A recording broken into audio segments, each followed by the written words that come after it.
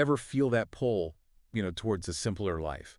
That call of the open water? Eddie Jones, he gets I it. think he does. His book, Hard Aground, again, it's about his, he calls himself a recovering boataholic, Right, right. and all his misadventures cruising the Carolina coast. So we're diving into his stories today, see if we can uncover some wisdom, maybe even a little inspiration for those of us, you know, still dreaming of setting sail. What gets me about Jones is that he doesn't just tell you how to sail. Right. He's exploring the whole spiritual thing that happens when you just cast off the lines. Confront the sea, but also like your own inner currents, you know? Absolutely. And the way he described things, sparkling sands, cobalt waters, that smell, that mix of diesel and salt air. Oh, yeah. And then, bam, he hits you with this profound thought. He does. About life choices, prompted by just seeing a family on a, way smaller boat. Makes you think. Makes you question what fulfillment even means. Yeah, and that's where his whole idea of these like gentle pottings from God comes in. He's saying those passions we have, like yearning for the water, it's not just some whim. Right. It's like a calling to a more, meaningful life. Got to recognize it. Got to honor it ethically, of course. Within boundaries. Yeah. It's so true, though. Easy to get caught up in the day-to-day, ignore those deeper desires.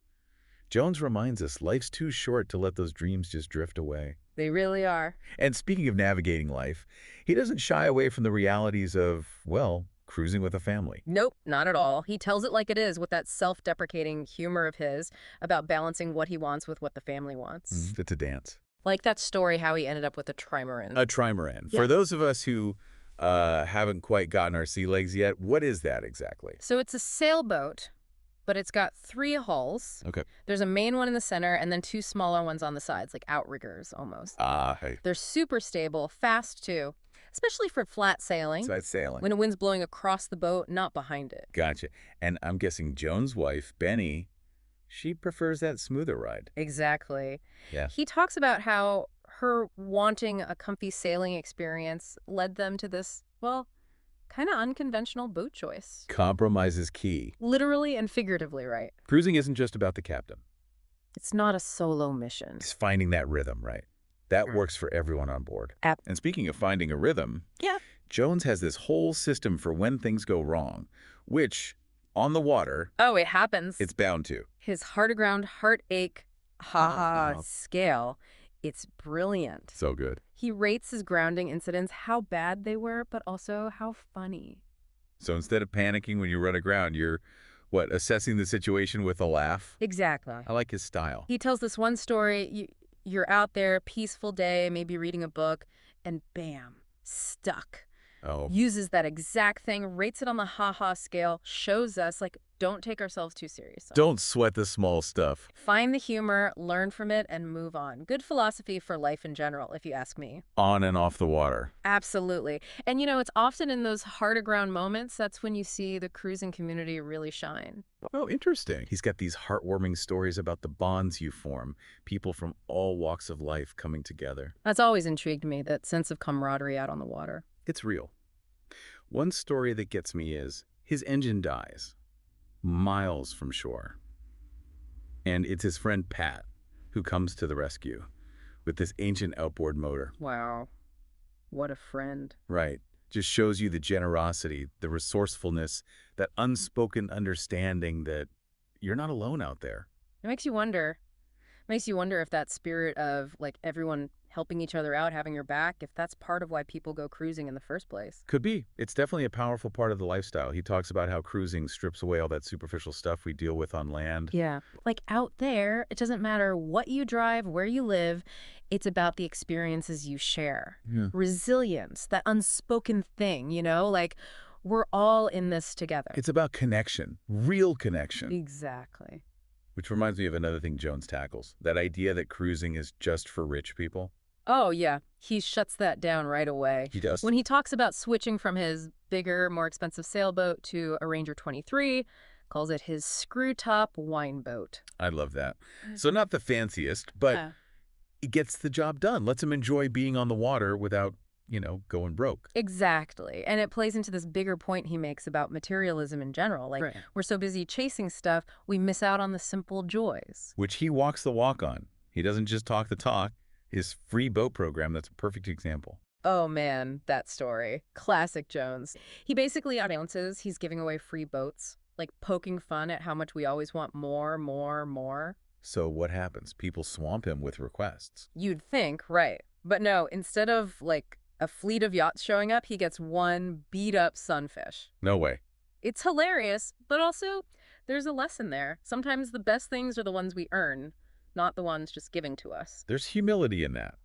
And speaking of humility, he doesn't shy away from his own, let's say, hard grounding moments, Yeah. literally and figuratively. No, he's very open about his shortcomings, which makes him relatable, you know? He says those challenging times when things went wrong, those are his biggest teachers. Not about avoiding the challenges, but how you handle them. Exactly. He wants us to see those hard aground times as chances to grow, to bounce back, even for like spiritual growth. We've talked about the practical stuff, the humor, but he also gets into the spiritual side of cruising. Oh, yeah. That's where his book goes beyond just sailing. It's not all wind currents and maps. He talks about inner currents, too, like being out there on the water, surrounded by all that nature. It connects you to something bigger. He describes it almost like prayer. Right, like Yeah. communing with something greater. He's got these stories about facing those tough moments, feeling lost, and how they actually deepened his faith. We tend to think of spirituality as this quiet thing, but he finds it in the middle of adventure. When he has to depend on something beyond himself. And he suggests it's not limited to just the ocean, but we can tap into that anywhere, in those everyday moments that, like, take our breath away or challenge us. It's about being open, having a sense of wonder, whether you're sailing or just, living life. So it's not about the where you are, but who you are, what matters to you. Exactly. He talks about navigating by the stars. Like, yeah, you need your charts, your instruments, but sometimes you gotta trust your gut, your inner compass. Beautiful analogy. Mm. Sometimes the best trips take you off the map Yeah. to places you never expected, externally and internally. Right. And who knows, you might run aground along the way. That's where the real growth happens. Exactly. That's where you find out what you're made of, the kindness of others, too. And hey, a little wine never hurt either. Speaking of which, I'm ready for a glass. And to hear more about how Jones deals with the financial side of cruising. He's honest about that. It's not always smooth sailing, financially speaking. And his boat, Walter Mitty, sounds like it had its own personality and its own repair bills. Oh, totally. He jokes about Walter being a money pit, but you can tell he loves that boat. He uses humor to deal with the financial stress, but he's real about it. Boat ownership, it takes planning, adapting, just like life, right? Finding that balance, chasing your dream, but being realistic about what it costs, money and otherwise. And sometimes that means tough choices, shifting your expectations, even putting some dreams on hold. Which brings us to something else in Jones's story. Balancing his love of cruising with, well, his family. Yeah, it's not always easy. There's this one part, he sees a family leaving the dock, the dad's on the boat, the mom and daughter are walking away, and it makes him think about the sacrifices we make for our passions. Powerful image. That balance, what we want and what our families need. And sometimes those things clash, and you get tension, compromise, maybe even loss. Reminds us how important communication is. Having shared goals, especially when the whole family's affected. And it makes you think about what you leave behind, Legacy. Not just the miles you sailed, but the impact you had. the memories you made along the way. Speaking of memories, his book is full of these descriptions that put you right there on the boat. You're not just reading about the Carolina coast. You can feel it. It's the details, right? You're not just reading about it, you're practically experiencing it with him. Makes you want to set sail yourself. Totally. And while that's great, it's his thoughts on life, faith, connecting with people that really stick with you. That the important things aren't things at all, but the people, the moments, the mark we leave on the world. It's about being true to yourself, going after what you love, finding something bigger than yourself. Could be faith, community, nature. Or a beat-up sunfish under the stars. With some screw-top wine, of course. So, as we dive deeper into Jones's journey, what stands out to you the most? What connects with your own life, your own goals? It's his optimism, never gives up on it. He has all these setbacks on the water, just in life, but he always believes, it'll all work out. That's the thing about Jones. Resilient. He reminds you that even when you're totally stuck, hard aground, there's something to learn from it. It's how you grow, right? A new way of seeing things. He doesn't get stuck on the bad stuff, always looking for the good, the chance to learn and change. And a lot of times that means asking for help, leaning on people. It keeps coming up with Jones. How important it is to connect with people. He finds it everywhere, too. Other sailors, people he meets on land. Like he's saying, no matter where you are or what you're going through, you're not alone, really. There's always someone who gets it. Who's been there, who can help, or just listen. We're all in this together, right? Navigating life, one nautical mile at a time. And sometimes those miles, they bring you right back to where you started. But you're different. You've been through it. Weathered the storms, found those hidden spots. Maybe you learn to really see a sunrise out on the water, you know? Or appreciate a good bottle of wine screw top or not.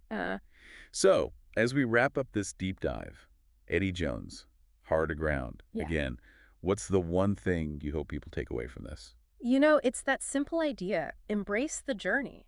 Because life, it's full of surprises, good and bad. It's about enjoying the good, learning from the tough stuff, and never letting go of those dreams. Couldn't have said it better myself. And remember, you don't need a sailboat for that. It's all around you. Just open your eyes, open your heart, and see where life takes you. You might be amazed at what you find.